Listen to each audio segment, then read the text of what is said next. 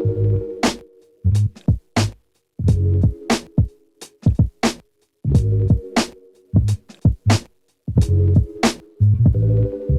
Malik, it's Maria from V&H. Hey Maria, how are you? Good. I heard you were here at the Salt Studio and I wanted to ask you 21 questions. Sounds good. Perfect. All right, I'm gonna get right into it. Yeah. Tell the audience, what do you do for a living?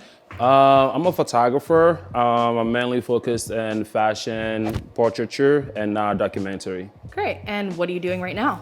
Right now, I'm just setting up this studio to do some test shot. I like to keep myself busy when I don't have much to do to kind of experiment with lighting and yeah. That's awesome. Yeah. And I know you've been pretty busy during this pandemic capturing everything that's been going on. Yeah. How has been that experience? I mean, it's been overwhelming, you know, and it's been a lot of learning experience because originally I'm not really a documentary photographer. So I feel like for me, mainly, I've just been learning a lot and trying to find ways to use my skills in photography to contribute. That's amazing. Yeah. And what got you started in photography? It's actually a funny story. I was born and raised in West Africa. My dad came to visit me one time from America, and he had like this portable camera that he used when he's traveling to take photos. And he just showed it to me. That was the first camera I ever held in my hand. It was like one of those Olympic film cameras. And from there, it just started sparking my interest in photography. But at the time, I didn't really know that's what I wanted to do until I moved here into the States. That's when I find my passion for photography. So that's how I got exposed to it. That's awesome. And that was going to take me to my next question, which was, what was your first camera?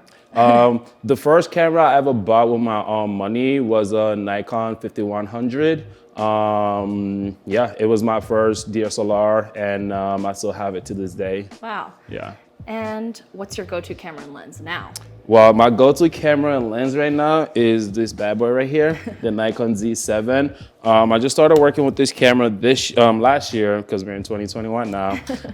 Last year around January, but before then, the Nikon D850 was my main go-to camera. But I like this one mainly because it's lighter, and I could take it with me everywhere, especially during the protest photos. And it does the same thing that my 850 does. So. Absolutely. Yeah. So what drew you to portrait photography? I feel like it's because of like my experience. As I said earlier, I was born in West Africa, and moving there and coming to America, it made me realize how many different kind of people are there in the world. When I moved here, I was 13 years old, so I didn't really have that much experience in life. But being here, I got to meet a lot of. I went to an international high school, so being here, I got to meet a lot of kids from different parts of the world, from like Nepal, Japan, and it was very interesting learning about their culture and the things that they like to do and the similarities in their culture for wherever they come from to mine. So that kind of sparked my interest in documenting people and telling their stories. Wow. And your photography, I've noticed, really embraces color. How do you decide the different ways to use color?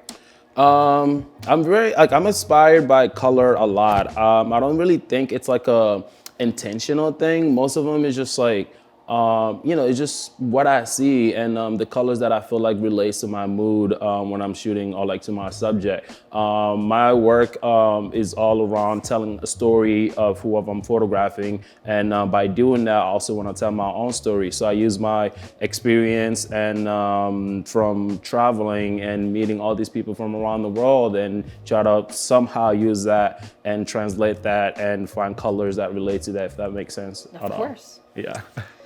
And when you take on a project, and you kind of already answered this, but what's your main goal or message that you want to portray? My work, personally, photography, my goal is to always portray freedom of expression. So no matter what work I'm doing, I always want to portray that idea, the idea of having freedom and doing whatever you want to do. That's amazing. And honestly, my favorite thing from just kind of researching your work is the way you highlight all the different genders and different races. And why do you think it's important that we show all those different faces in the industry? Well, first, like the reason why I even pay attention to that is just like I said earlier, where I come from and being exposed to so many people from different parts of the world, and that naturally just makes you an open-minded person. It makes you curious. It makes you want to explore different things and different people, and you want to photograph different people. So I feel like that's what got me into that, and the importance of that I think is very important because when I was in Africa, I didn't really know what kids in New York were like. I didn't really know what kids in Japan were like. What are the things that they're into? I wasn't exposed to kids who are into different things. So like being exposed to that and being so curious about that story, I feel like it's only right that I include, that I have inclusivity in my work. And, and I don't really think it's like a conscious thing. It's not really something that I really think about, but it just naturally happened because those are the people that are around me. Yeah. And so do you have any projects coming up?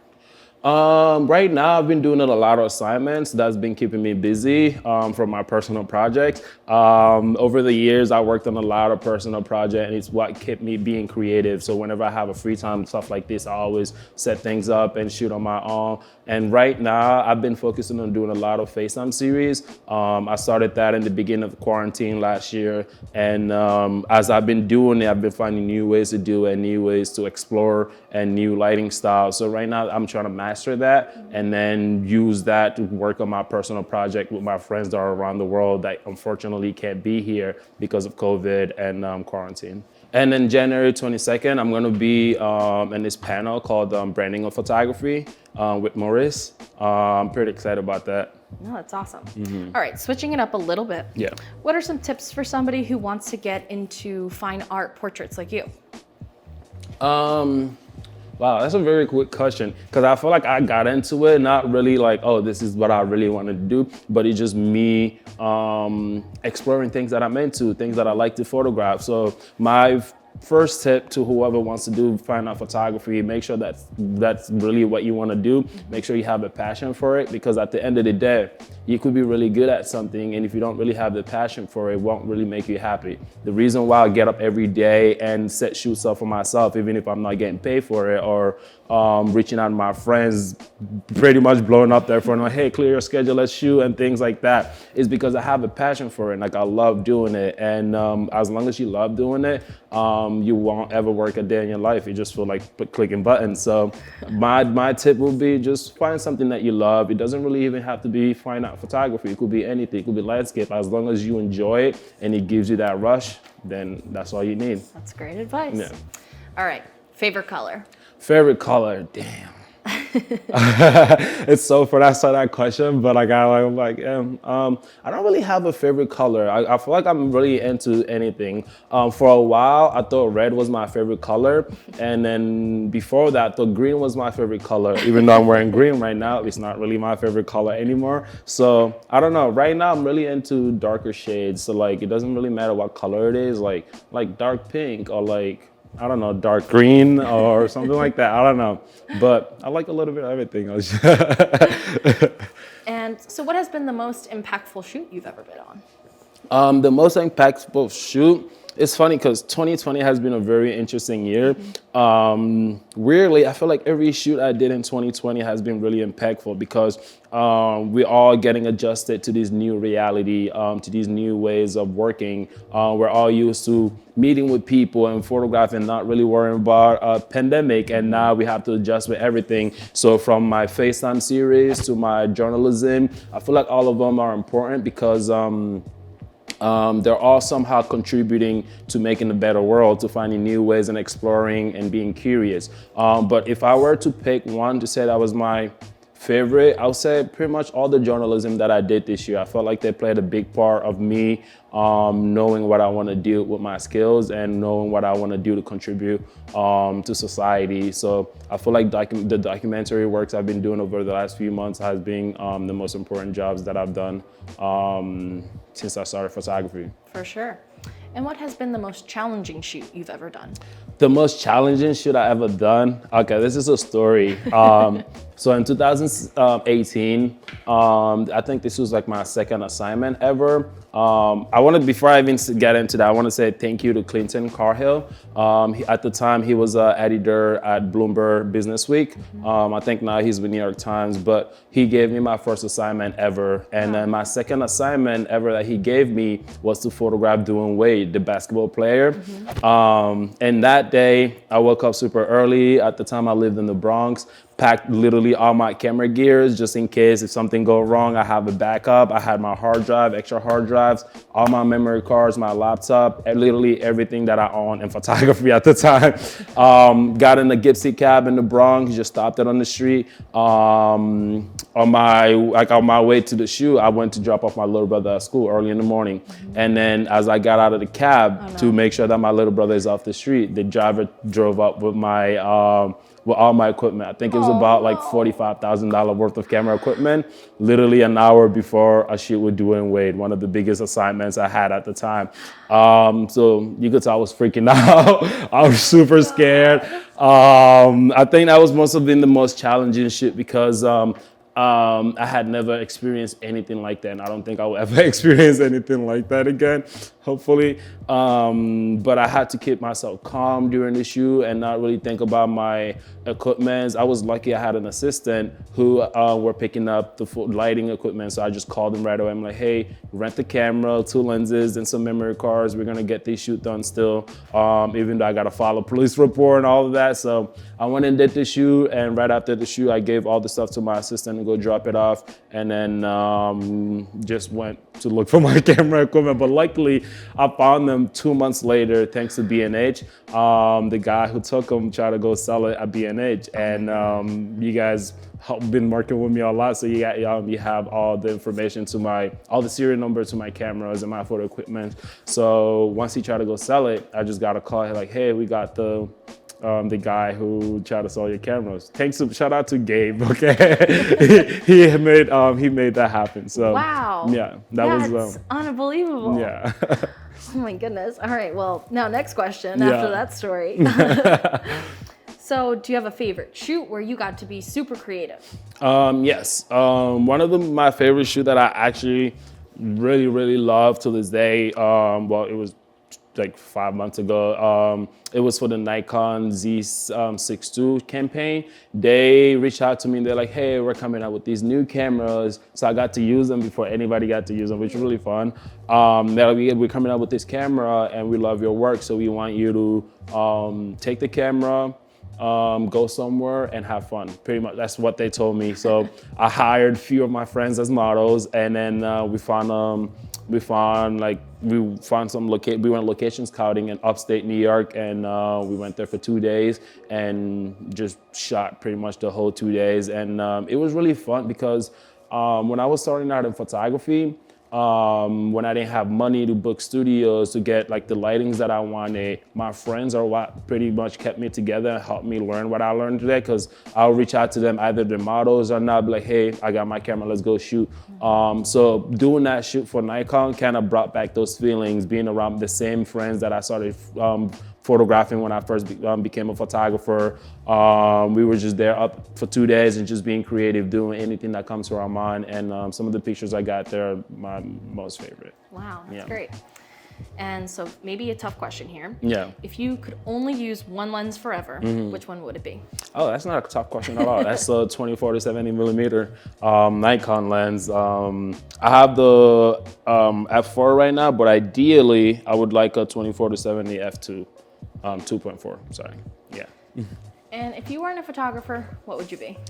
If I wasn't a photographer, oh God, I don't know. I'll probably be a chef because I love to eat.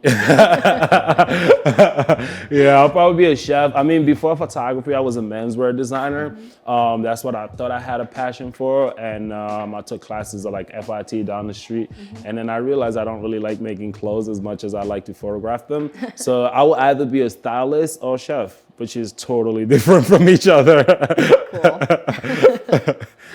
Cool. And what's the best piece of advice you've ever received? The best piece of advice? One of my mentors, Rudy Roy, he's a journalist, photojournalist. The first that I ever met him, it was actually in this studio here. I think this was back in 2015 or 2014. Mind you, I had never met him. I met him through Alicia. He was like, I showed him my work and all of that, but he was like, look, there's one thing in photography, right? You're gonna meet clients who are gonna tell you what they want you to photograph. They want you to do this, they want you to do that. As a photographer, it's your job to get those. But also as a photographer, it doesn't matter what shoot you're doing, what is it for. Don't walk away from the set if you don't have at least one picture that you personally feel like you like. So I keep that advice with me every time I'm shooting. It just automatically is just behind my head. I don't care what the shoot is for. I will get what the client wants. I will get that done. But at the end of the day, I have to get at least one photograph that I personally like. Okay, cool. I'll see myself in this photograph. I like this photograph. That's when I feel like I've done a successful shoot. It could be that only one shot that's the best shot out of all of them. But as long as I get at least one that I'm like, okay, I could happily walk away with this. So yeah, just that's, I guess, my piece of advice. That's great advice. Yeah. And aside from your camera, what's your favorite piece of gear? Aside from my camera, my favorite piece of gear, I always carry all my favorite piece of gear. This iPad right here. It has saved me a lot, especially during the protests. When I was last year during the Black Lives Matter protests and the police brutality protests. I carry this in my backpack with this camera everywhere I go and my car reader, because sometimes I will photograph what's going on and I need to get it out to the magazine right away, and I'll just find a corner to edit them on my iPad, I'll upload them. So thanks to Lightroom, thanks to Apple, and thanks to Nikon for making these tools that make it very easy for photographers to use and get their work done while they're on the go. So this is my other piece of gear. Absolutely. Yeah. And if there were to be a movie about your life, who would play you? Wow. I don't know. I think I would like to play myself. I feel like I have a very, very interesting life, and I'm a very interesting character, and I can't really think of anyone that will play me beside me better than me. Wow, that's the first. Nobody's ever said themselves. Yeah. And last question, who should we interview next? Who should you interview next? Damn, this is a...